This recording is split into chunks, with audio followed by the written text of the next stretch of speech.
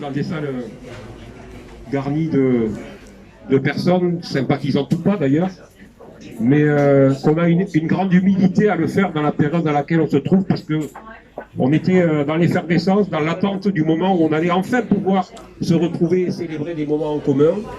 Et il se trouve que la situation internationale fait que on ne va pas pouvoir faire ça de façon normale, et croyez bien que nous le regrettons amèrement.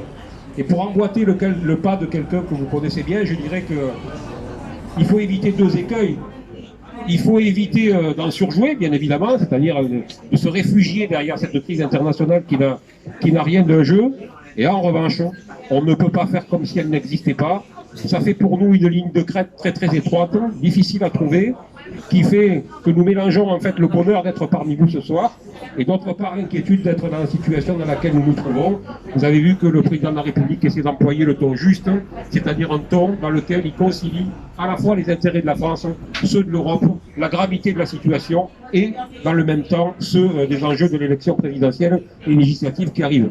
Voilà, je vais m'arrêter là juste pour vous dire que on a décidé de faire un discours relativement libre dans lequel nous parlerons assez peu, parce qu'on est plutôt friand de vos remarques que de faire des propositions unilatérales.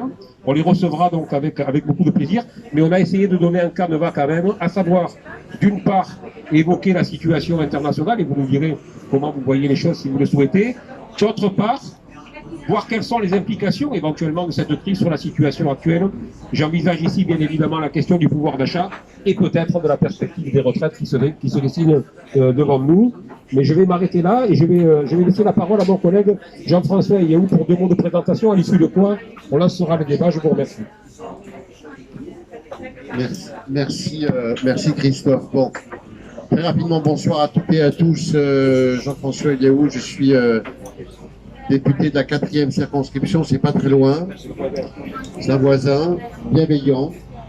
Il y a évidemment des communes sur la circonscription qui sont dans le voisinage de la ville de Sète et puis surtout l'agropole de Sète Méditerranée, donc nous avons des objets communs. Première chose. Deuxième chose, effectivement, nous on est là plutôt pour écouter, faire les remontées de ce que vous pensez vous sur 2 thèmes qui sont importants, en sachant que la campagne a commencé, mais que le programme, vous l'entendez pas, voilà, j'essaie de monter un peu le son, et le programme n'a pas été encore délivré, puisqu'il sera délivré demain ou après-demain au cours d'une conférence de presse, et puis il sera imprimé, et puis on aura le distribué à le commenter. Il y a quand même des points qui sont déjà arrivés et dont on a parlé, hein, c'est la réforme des retraites, c'est évidemment la situation internationale et les conséquences que ça peut avoir, les conséquences chez nous, mais également les conséquences en Europe et au niveau international. Je pense évidemment au coût de la vie, mais également à la possibilité d'avoir, et je crois que c'est très important, une réflexion sur la souveraineté alimentaire, la souveraineté énergétique, et c'est quelque chose qui déjà existait avant, puisque au moment de la crise sanitaire, on en parlait déjà, mais là c'est particulièrement aigu, et je crois que c'est un sujet qui doit nous préoccuper et qui doit, comment dirais-je, modifier peut-être d'ailleurs notre comportement pour la campagne électorale et les propositions qu'on va faire.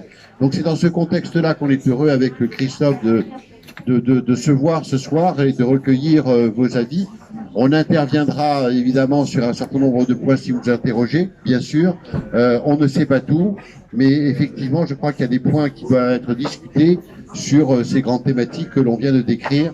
Et donc, on attend vos contributions et vos interventions sans aucune timidité et sans aucune gêne, parce que nous sommes entre citoyens bienveillants. Merci beaucoup.